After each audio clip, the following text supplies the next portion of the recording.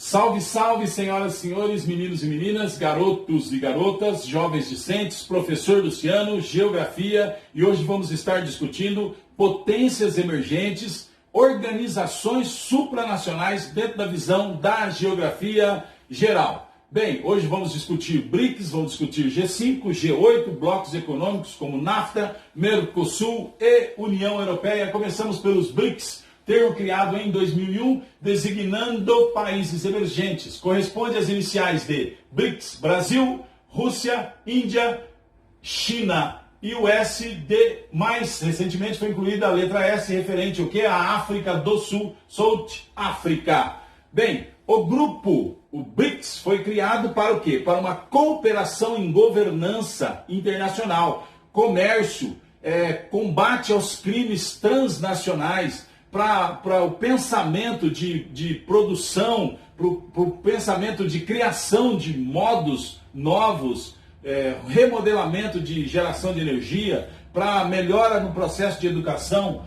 30% das exportações brasileiras são para os países que estão incluídos nos BRICS. Então, consequentemente, para a Rússia, Índia, China e África do Sul. Bem, BRICS, em julho de 2014 foi criado em Fortaleza, aqui no Brasil, o novo Banco de Desenvolvimento, um banco, certo? Idealizado para ser uma alternativa ao Banco Mundial. O banco terá capital entre 50 bilhões, certo? Podendo ser ampliado para 100 bilhões, para financiar projetos de infraestrutura e sustentabilidade em países emergentes, para fugir um pouco daquela governança dos países mais ricos do mundo. Bem, de uma maneira geral, os acordos internacionais, a gente está discutindo o quê? Potências emergentes, organizações supranacionais. Nós estamos discutindo, acabei de falar sobre BRICS. Então, de uma maneira geral, os acordos internacionais de comércio são compostos de duas partes. Uma parte normativa, normas sobre as quais serão regidas as operações comerciais entre os países signatários. Então, dois países vão criar um acordo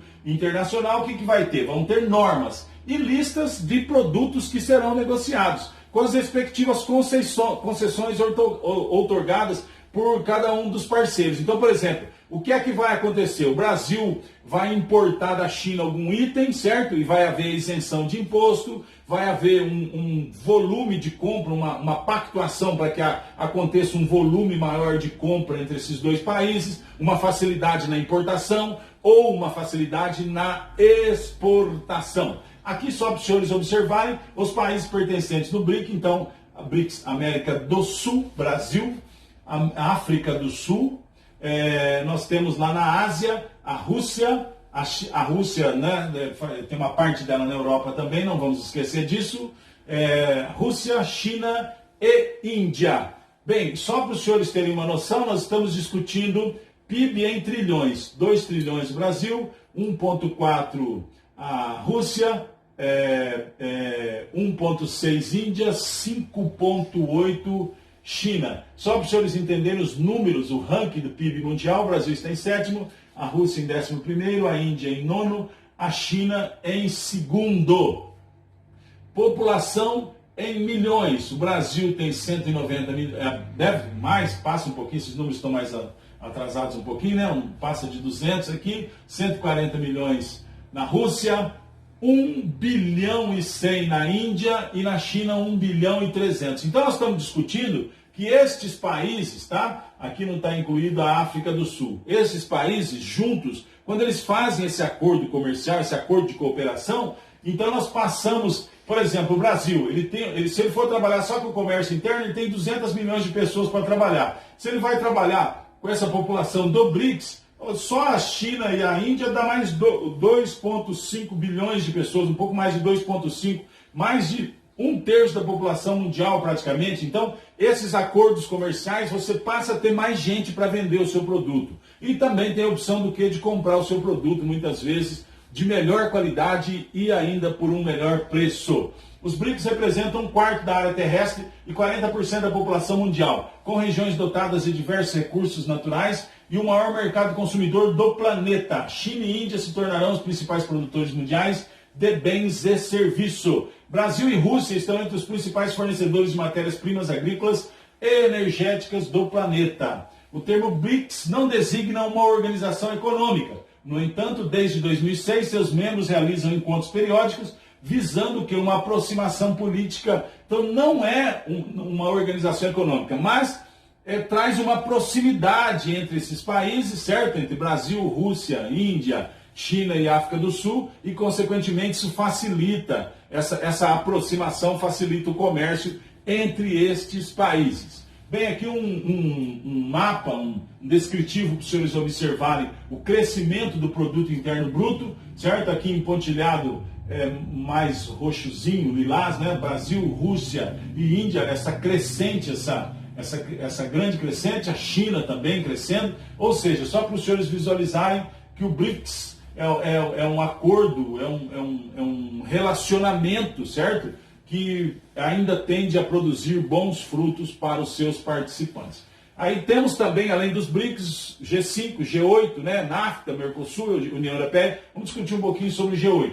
É formado pelos 7 países mais industrializados do mundo: Alemanha, Canadá, Estados Unidos, França, Reino Unido, Itália, Japão, além da Rússia. Este grupo realiza reuniões com os chefes de Estado de cada país integrante para debaterem assuntos econômicos, políticos, ambientais e sociais. É o que nós estamos discutindo, a importância do quê? Dessas organizações supranacionais facilitando o comércio, proporcionando melhores trocas entre os países participantes. Bem, as últimas reuniões do G8 demonstraram um pouco o novo cenário estabelecido na geopolítica e economia global. Além dos seus membros tradicionais, passaram a ser convidados com maior frequência para o fórum 5 países também de grande peso econômico que não param de crescer na atualidade. Conhecido como o quê? Como o G5. China, Brasil, Índia, África do Sul e México. Vocês vão ver que dentro do que nós discutimos o BRICS, só sai aqui a Rússia e entra o México. Bem, blocos econômicos. A mundialização do sistema capitalista intensificou as trocas comerciais e acirrou a concorrência global. A formação de blocos econômicos ou regionais se tornou uma alternativa e alguns países conseguiram aumentar a sua competitividade, integrando as suas economias com as de nações vizinhas. Bem, aqui estão para os senhores verem alguns blocos regionais, né? A PEC, ASEAN, CARICOM, CEIO, Mercosul, NAFTA, Pacto Andino e o SADC e a União Europeia. São alguns blocos regionais que facilitam o quê? Essa comunicação entre países, essa conversação entre países, facilitando a exportação, a importação, esse trabalho aduaneiro, ou seja, aumentando a população abarcada, aumentando esse raio de ação desse produto em questão, e isso facilita muito o comércio. Isso tem ajudado a melhorar o comércio entre esses países. Bem, aqui NAFTA, Mercosul e União Europeia. NAFTA é a sigla em inglês para o Acordo Norte-Americano de Livre Comércio, que constitui um bom exemplo para demonstrar os principais mecanismos de uma zona de livre comércio. O acordo entre Estados Unidos, México e Canadá entrou em vigor em 1994. Mercosul, Mercado Comum do Sul, apesar do nome, atualmente apresenta características de uma união aduaneira estabelecida entre Brasil, Argentina, Uruguai e Paraguai, que iniciaram seu processo de integração econômica em 1991 com a assinatura do Tratado de Assunção. Venezuela é o mais recente membro pleno. União Europeia caracteriza-se atualmente como uma união econômica e monetária composta de 28 membros. A maioria de seus membros possui moeda comum, o euro, e livre trânsito de pessoas. Bem, vamos fazer alguns exercícios para fixação do que nós acabamos de discutir. Diz assim o texto: em julho de 2014 foi criado em Fortaleza, Brasil, o novo Banco de Desenvolvimento, idealizado para ser uma alternativa ao Banco Mundial. O banco terá capital de 50 bilhões e pode ser ampliado para 100 bilhões para financiar projetos de infraestrutura e sustentabilidade em países emergentes, sem se submeter às imposições dos países ricos do Banco Mundial da ONU. Foi estabelecido também um arranjo contingente de reservas que funcionará como um fundo de emergência inicial de 100 bilhões, que pode ser sacado pelos países em épocas de crise no balanço de pagamentos. Todos os países do grupo assumirão a presidência do banco,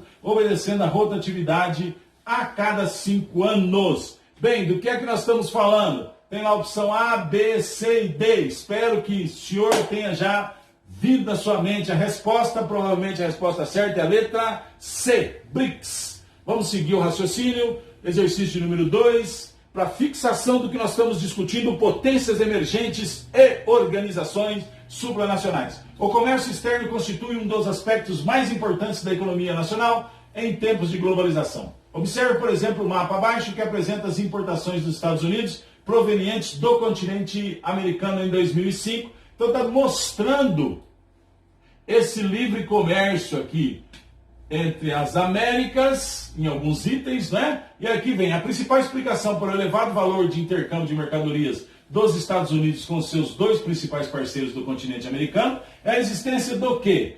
De um acordo comercial, unidade monetária, igualdade tributária ou infraestrutura integrada. É o tema que nós estamos discutindo, provavelmente seja a letra A, acordo comercial, resposta correta, letra A. Vamos para o terceiro exercício para fixação do que nós estamos discutindo, potências emergentes e organizações supranacionais. Nos países do leste, incorporados à União Europeia, a indústria automobilística passou de 310 mil empregos em 2000 para 400 mil em 2006. As folhas de pagamento aumentaram 62% na Eslováquia, que já tem 58.400 pessoas no setor, e 41% na República Tcheca, que tem outras 111 mil. Na Polônia, o emprego aumentou 25% para 111 mil pessoas. Na Hungria, 32% para 42 mil. E na Eslovênia, 31% para 9.200. Aqui tem, então, as respostas. E eu queria discutir com os senhores qual provavelmente seja a resposta correta. O quadro econômico expresso na notícia complementa-se corretamente com os seguintes dados. Letra A. A entrada desses países do leste europeu na União Europeia, então está pontuando que esta melhora comunitária aí aconteceu porque alguns países do leste europeu entraram na União Europeia, tá?